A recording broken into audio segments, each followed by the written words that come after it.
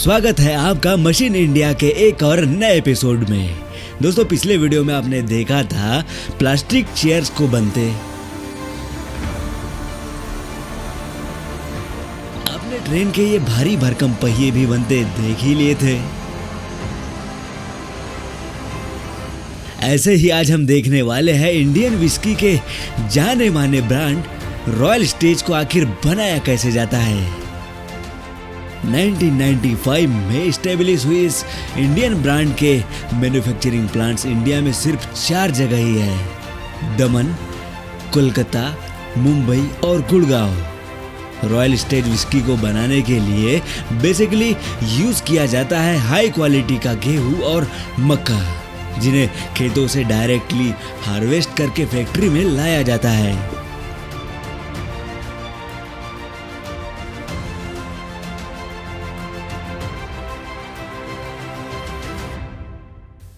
और यही से शुरू हो जाता है रॉयल स्टेज बनने का पहला स्टेप। यह इन ग्रेन्स को करीब 12 घंटों तक स्टेराइल वाटर में छोड़ दिया जाता है।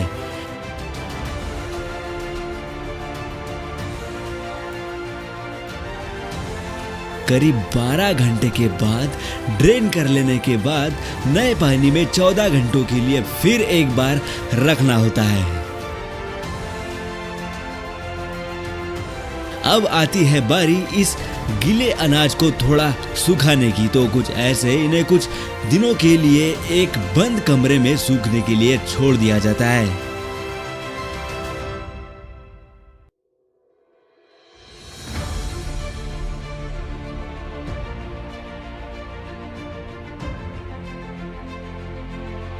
करीब 6 दिन बीत जाने के बाद ग्रेन्स को माल्टिंग प्रोसेस के लिए आगे भेजना होता है।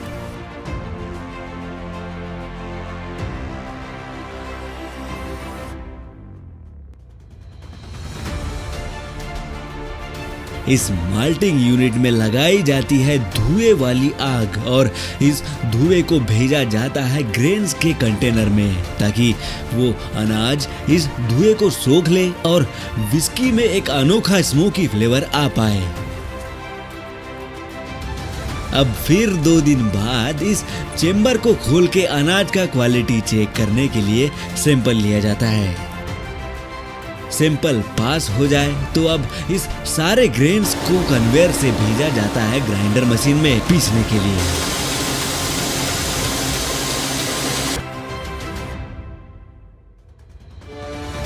पिसाई जब कंप्लीट हो जाए तो अगली स्टेप होती है इसे सड़ाने की, इसे फर्मेंटेट करने की।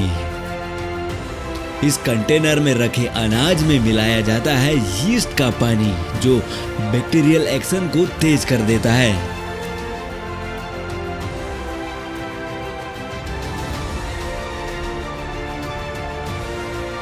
करीब 2 दिन फर्मेंटेट हो जाने के बाद बनता है एक बहुत ही तेज गंध वाला अल्कोहलिक स्पिरिट, जिसे इस यूनिट में लगे नलों से एक्सट्रैक्ट कर लिया जाता है और बाहर निकाल लिया जाता है। वैसे रॉयल स्टेज एक स्कॉच विस्की है। स्कॉच से मतलब ये होता है कि जिन विस्की को मिनिमम 3 साल तक स्टोर करने के बाद मार्केट में भेजा गया हो, उन्हें स्कॉच विस्की कहते हैं। सिंपल विस्की को स्टोर ना करके डायरेक्टली ही बिकने के लिए भेज दिया जाता है, लेकिन रॉयल स्टेज को 3 साल तक स्टोर करने के बाद ही पैक किया जाता है, कुछ ऐसे।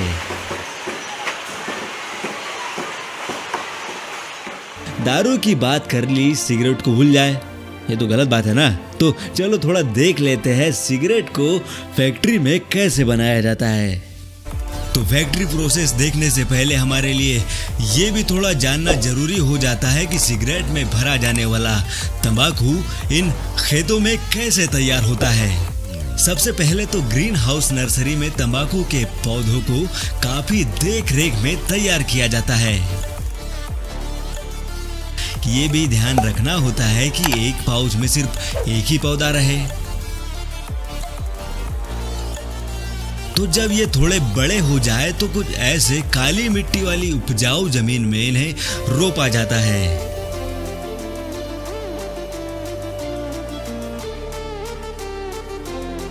इन्हें पालने के लिए पानी की बहुत ज्यादा जरूरत होती है, तभी ये जिंदा रह पाते हैं।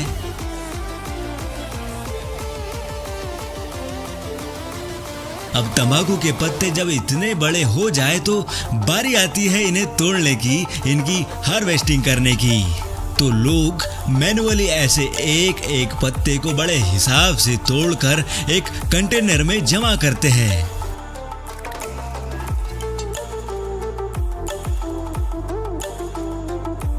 अब इन्हें आगे की प्रोसेस के लिए ऐसे गुच्छों में बांध के 21 दिन के लिए लटका के छोड़ देते हैं।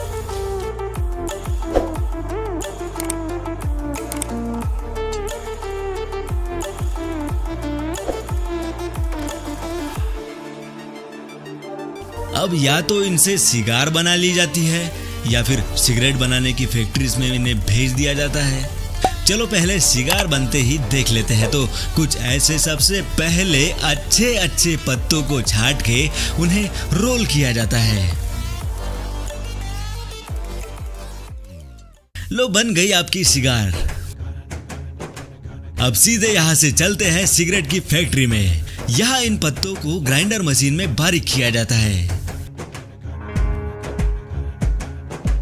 अच्छी तरीके से बारीक हो जाने के बाद इस तंबाकू को आगे एक कन्वेयर पर ऊपर ले जाते हैं, जहां एक कैमरा तंबाकू में कहीं मेटल कहीं कंकड़ तो नहीं आ रहे, इसकी जांच करते रहता है। अब ये है पेपर को रोल करने वाली मशीन, जो एक खास और बहुत पतले कागज में सिगरेट का तंबाकू भर के आगे बढ़ाती है ऐसे हजारों सिगरेट्स को, और वो भी एक साथ। ये प्रोसेस सच में दिमाग को बहुत सुकून देने वाली होती है।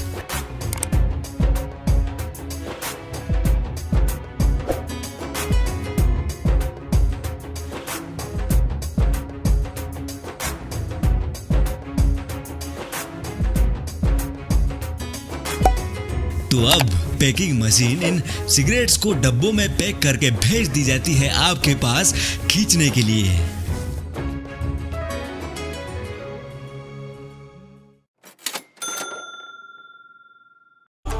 आज हम देखने वाले हैं राजश्री और विमल जैसे गुटखे कैसे बनाए जाते हैं। आपको जानकर ताज्जुब होगा, इंडिया की अप्रोक्स 30% से ज्यादा आबादी, जी हाँ 30% से ज्यादा आबादी गुटखा खाने की शौकीन है। भाई इसमें कौन सी बड़ी बात है, सबका अपना अपना शौक होता है। लोग हर दिन करोड़ों रुपए का गुटखा खाकर थूक देते हैं।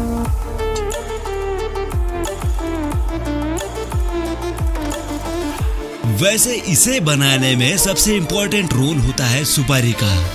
कुछ इस तरह पेड़ से सुपारी को तोड़ा जाता है।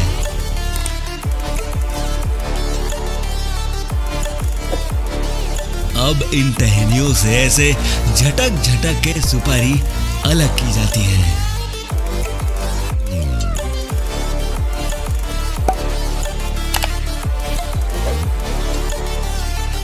अब कुछ दिन इन्हें कड़ी धूप में सुखाया जाता है। एक सुनिश्चित लेवल तक सूख जाने के बाद कुछ ऐसे काट के अंदर से सुपारी निकाल ली जाती है।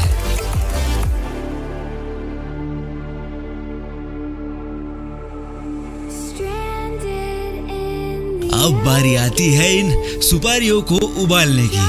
तो एक ऐसी भट्टी में कुछ केमिकल्स के साथ इन सुपारियों को उबाला जाता है।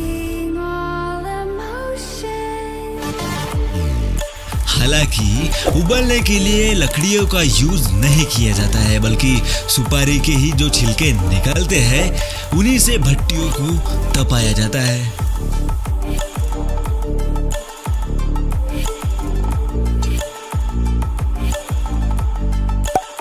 अब इनमें मिलाए जाते हैं कुछ फ्लेवरिंग एजेंट्स, लेकिन इसकी एक सबसे खराब बात ये होती है कि इसमें पैराफिन नाम का वैक्स मिलाया जाता है। जी हाँ, ये वही वैक्स है जो फलों के ऊपर मोम जैसा आजकल हमें देखने के लिए मिल जाता है।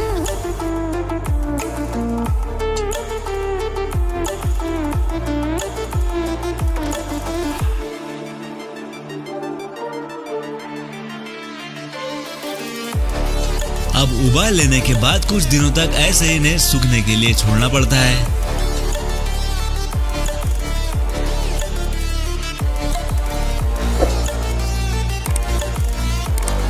अब चलिए थोड़ा इसमें डाले जाने वाले तंबाकू के खेत भी घूम के आ ही जाते हैं। तो ऐसे नर्सरी में तंबाकू के पौधे तैयार करने के बाद इन्हें एक एक करके जमीन में रोपा जाता है।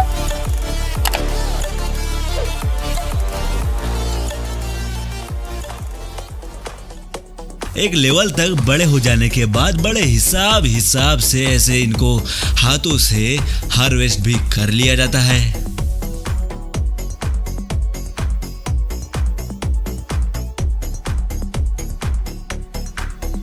अब कंटेनर जब भर जाए तो ऐसे गोडाउन में इन्हें सूखने के लिए कुछ दिनों तक छोड़ देते हैं।